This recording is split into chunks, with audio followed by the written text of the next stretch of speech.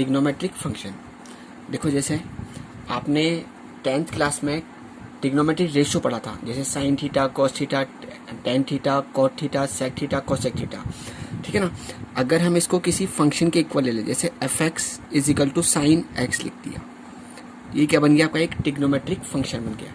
ऐसे में cos x भी लिख सकता हूँ, tan x, cot x, sec x और कोसेक एक्स, है ना। इस तरह के जैसे मैंने f x is equal to sine x, ये क्या बन गया आपका एक ट्रिग्नोमेट्रिक फंक्शन बन गया।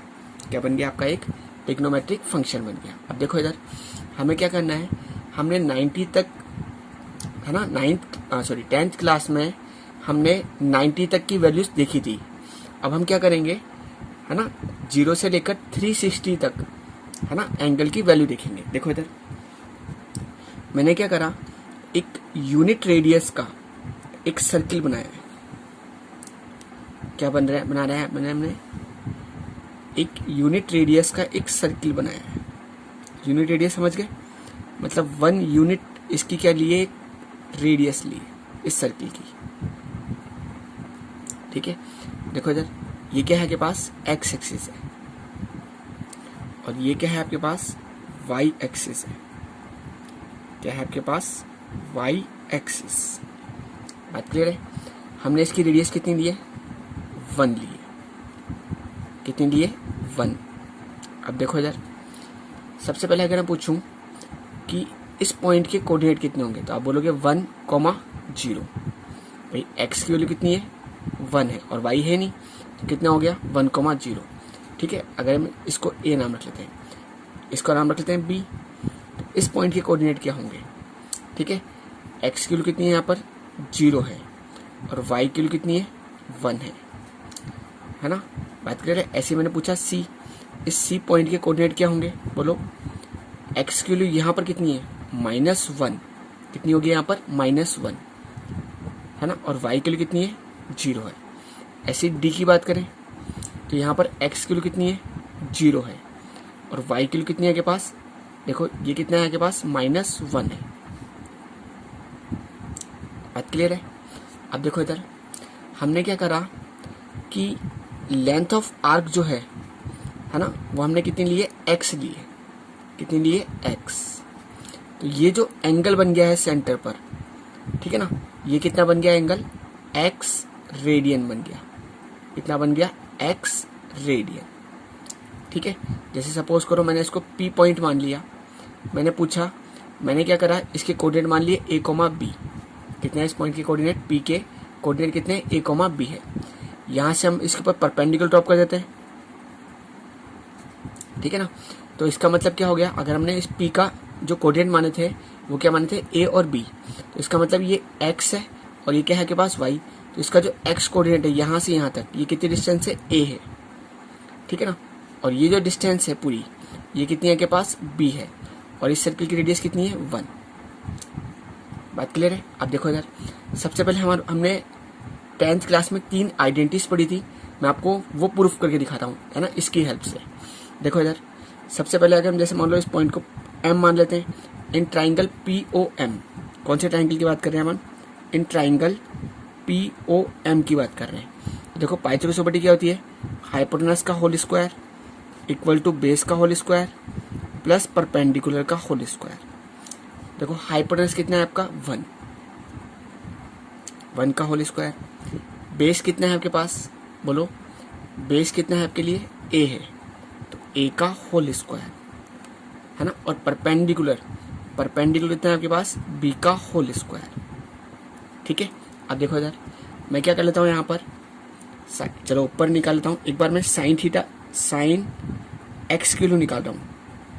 साइन का मतलब होता है P/H। तो अगर हमने इस एंगल को x माना है ना, तो P कितना है इसके लिए, P कितना हो गया, B, और H कितना है, 1। तो साइन x इसकी वैल्यू कितने के पास, B आ गई है।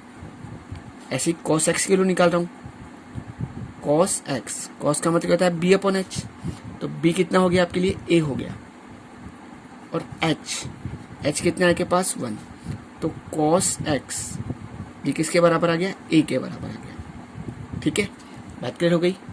अब देखो यहाँ पर 1 का स्क्वायर 1, आपके पास ए की वैल्यू कितनी है cos x, जब मैं इसका स्क्वायर करूंगा कितना हो जाएगा cos स्क्वायर x। b की वैल्यू कितनी है के पास sin x, जब इसका स्क्वायर करूंगा कितना हो जाएगा sin स्क्वायर x।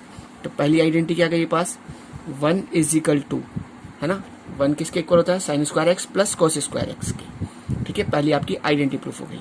ऐसे देखो इन ट्राइंगल POM, ठीक है ना, वही आपने पाइथागोरस लगाई, क्या थी आपके पास हाइपोटेनस का whole square is equal to base का होल स्क्वायर प्लस परपेंडिकुलर का होल स्क्वायर। हाइपोटेनस कितना है आपका 1 का होल स्क्वायर, बेस है ना, बेस कितना है यहाँ पर a है, a का होल स्क्वायर, परपेंडिकुलर कितना है आपका b है, इस पूरे का होल स्क्वायर। ठीक है ना, बात क्लियर है। तो 1 इज इक्वल टू कितना हो गया a square plus b square. ठीक है, मैं क्या कर रहा हूँ इसको डिवाइड कर रहा हूँ बाय a स्क्वायर। ठीक है ना, लगाओ सबके अंदर डिवाइड a स्क्वायर का, कितना हो जाएगा 1 upon a square is equal to a square upon a square 1 हो गया plus b square upon a square. बात क्लियर है। देखो इधर 1 आपका एज इट इज a का मतलब क्या था आपके लिए cos x था, रख दो यहाँ पर, कितना हो जाएगा cos square x is equal to 1 plus b क्या था आपके पास, देखो इधर sin x था, तो यहाँ पर मैं b की जगह क्या लिख सकता हूँ sin स्क्वायर x लिख सकता हूँ, और a क्या था आपके पास cos स्क्वायर x। बात क्लियर हो रही है। अब देखो इधर 1 अपॉन कॉस, ये क्या होता था आपके पास sec square x, 1 upon cos क्या होता था sec x, और यहाँ पर स्क्वायर है इसलिए हो गया sec square x is equal to 1 plus sine upon cos tan होता था, ये कितना हो जाएगा tan स्क्वायर x हो जाएगा। बात क्लियर हुई। ऐसे देखो अब हम थर्ड आइडेंटिटी प्रूफ करते हैं इसी की हेल्प से। देखो वही इन ट्राइंगल POM हाइपोटेनस का होल स्क्वायर इक्वल टू वही बेस का होल स्क्वायर प्लस परपेंडिकुलर का होल स्क्वायर। हाइपोटेनस कितना है आपका 1, इस पूरे का होल स्क्वायर, बेस कितना है आपका a, इस पूरे का होल स्क्वायर, परपेंडिकुलर कितना है आपका b, इसका होल स्क्वायर। तो 1 इज इक्वल टू कितना हो गया a square plus b square हो गया। ठीक है ना, मैं क्या कर रहा हूँ इसको डिवाइड कर रहा हूँ बाय b स्क्वायर, एक बार a स्क्वायर का डिवाइड लगा लिया, एक बार b स्क्वायर का डिवाइड लगा लिया, तो कितना हो जाएगा बोलो 1 upon b square is equal to a square upon b square plus b square में b स्क्वायर का डिवाइड लगाया, कितना हो गया 1 हो गया। देखो इधर 1 आपका एज इट इज b है ना, b किसके बराबर था आपका साइन x के बराबर था, तो b की जगह रख दो साइन x, तो कितना हो जाएगा बोलो sine square x is equal to a की वैल्यू क्या तरीके है के पास cos x, तो यहाँ हो जाएगा cos स्क्वायर x, और b क्या था के पास साइन x, ये हो गया साइन स्क्वायर x प्लस 1। देखो 1 अपॉन साइन x, ये क्या होता था cosec x, ये कितना हो जाएगा आपके पास cosec square x is equal to cos upon sine, ये क्या होता था cot x, ये कितना हो जाएगा cot स्क्वायर x प्लस 1। तो देखो थर्ड आइडेंटिटी आ गई के पास cosec square x is equal to कितना होता था cot स्क्वायर x प्लस 1। ठीक है, बात क्लियर है। चलें फिर आगे। अब देखो यार, अब मुझे क्या करना है, देखो मैं दोबारा आपको वापस वही बोल रहा हूँ कि हम एक वही क्या करा है आपने 1 यूनिट रेडियस का एक सर्किल बनाया है आपने।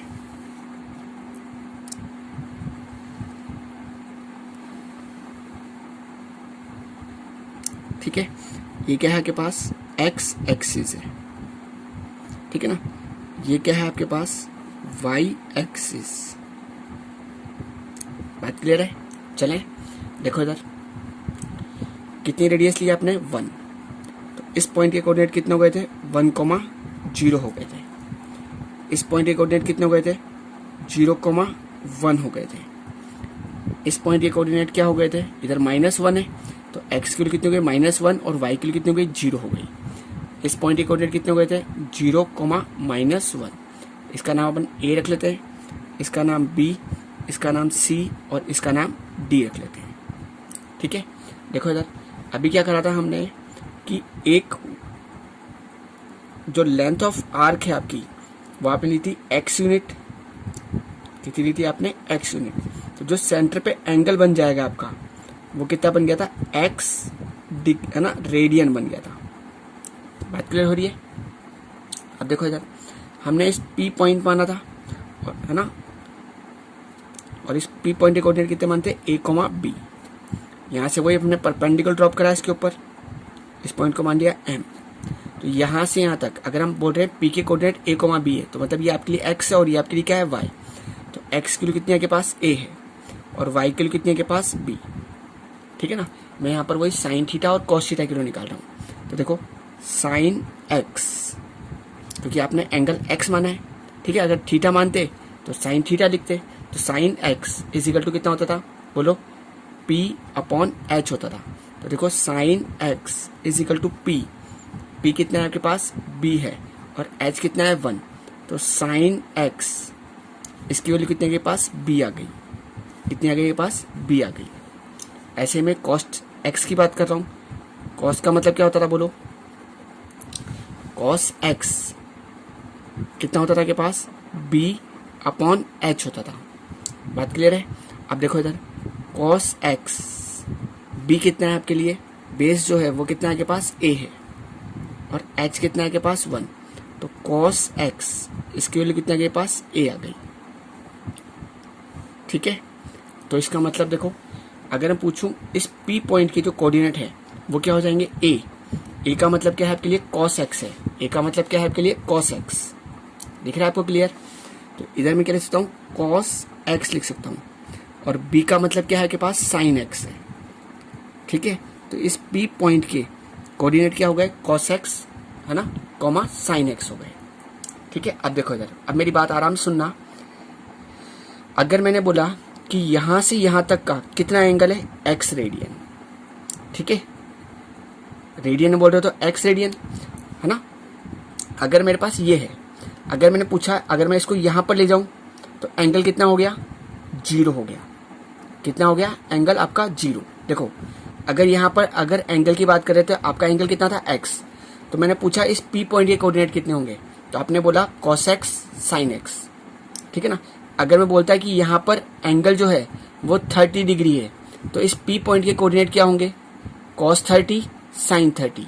अगर मैं बोलता कि ये जो एंगल है आपका ये 60 डिग्री है ना, तो इस पी पॉइंट के कोऑर्डिनेट क्या होंगे, कॉस 60 साइन 60। बात क्लियर हुई क्या। अब देखो इधर, अगर मैं बोल रहा हूँ कि ये जो आपकी ओपी है, कौन सा जो रे है आपके पास, ओपी, अगर मैं उसको यहाँ ले जाऊँ, यहाँ पर आ गई सपोज करो, तो एंगल कितना हो गया आपका, 0 हो गया। कितना हो गया, 0। ठीक है ना। एंगल कितना हो गया आपके लिए, 0 हो गया।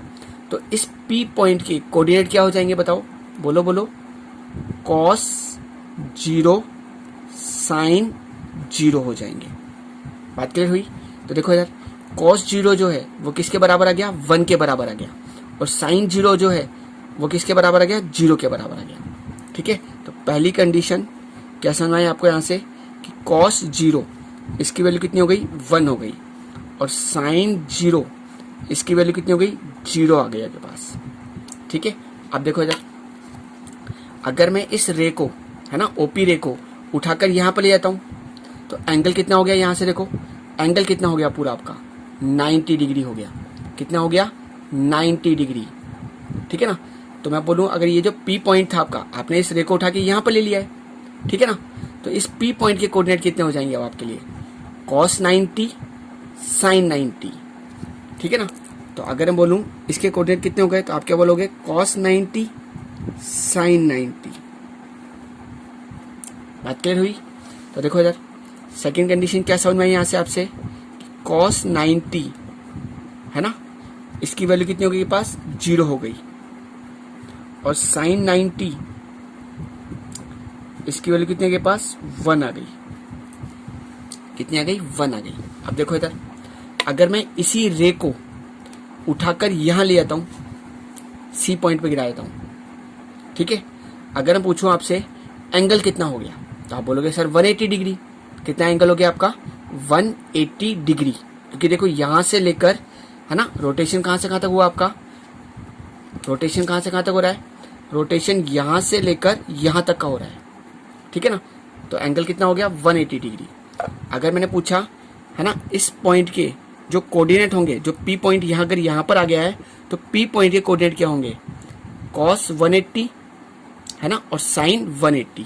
क्या बोलोगे आप लोग, कॉस 180 डिग्री और साइन 180 डिग्री। बात क्लियर हो रही है। तो देखो इधर क्या समझ में आया आपको यहाँ से कि कॉस 180 की वैल्यू कितनी हो गई -1 और साइन 180 की वैल्यू कितनी हो गई 0 हो गई। ठीक है, क्या बोला आपने, कॉस 180 इसकी वैल्यू कितनी हो गई पास -1 हो गई और साइन 180 इसकी वैल्यू कितनी हो गई 0 हो गई। बात क्लियर है। अब देखो इधर इसी रे को मैं घुमाता घुमाता यहां तक ले आया तो एंगल कितना हो गया, यहां से यहां तक कितना एंगल हो गया आपका 270 डिग्री। कितना हो गया 270 डिग्री। ठीक है ना। तो देखो इधर अगर यहां पर आपका पी पॉइंट अगर यहां पर आ चुका है तो इसके कोऑर्डिनेट क्या हो जाएंगे, कॉस 270 डिग्री है ना, साइन 270 डिग्री। बात क्लियर हुई। तो कॉस 270 के लिए कितनी होती है 0 और साइन 270 के लिए कितनी होती है -1। क्या बोला आपने, कॉस 270 इसकी वैल्यू कितनी होती है 0 होती है ना, और साइन 270 इसकी वैल्यू कितनी होती है -1 होती है। अब ऐसे देखो अगर हमने इसको घुमाते घुमाते पूरे वापस इसी के ऊपर रख दिया तो पी पॉइंट वापस इसके ऊपर आ चुका है। ठीक है, तो देखो वापस यहां पर आकर इसके कोऑर्डिनेट क्या हो जाएंगे, कॉस 360 डिग्री और साइन 360 डिग्री। बात क्लियर हुई क्या आपके कि कॉस 360 की वैल्यू कितनी हो गई 1 हो गई और साइन 360 की वैल्यू 0 हो गई। क्या बोला आपने, कॉस 360 इसकी वैल्यू कितनी हो गई 1 हो गई और साइन 360 इसकी वैल्यू कितनी हो गई पास 0 हो गई।